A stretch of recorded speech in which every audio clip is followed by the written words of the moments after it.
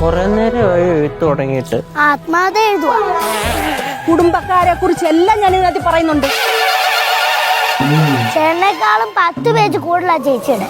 എന്തിനാണിത് ഇങ്ങനെയൊക്കെയാണ് ചോദിക്കണേ?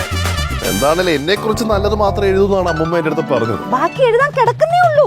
അമ്മ ചെയ്യണ ശരിയല്ല കേട്ടാ. എന്റെ ശരിയും തെറ്റും ഒക്കെ എനിക്കറിയാം. ഇതെങ്ങാനും പബ്ലിഷ് ആയി കഴിഞ്ഞ മാറും, നമ്മളെല്ലാരും മാറും.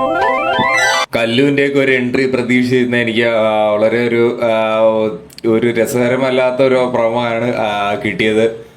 ഒരു കുഴപ്പമില്ലാതെ ഒരു തട്ടിക്കൂട്ട് രീതിയിൽ അവർ പെട്ടെന്ന് സെറ്റ് ചെയ്ത പോലെയാണ് തോന്നിയത്. കാരണം നമ്മൾ നേരത്തെ ഉള്ള കണ്ടന്റുകളൊക്കെ നമുക്ക് അറിയാവുന്നതാണ്.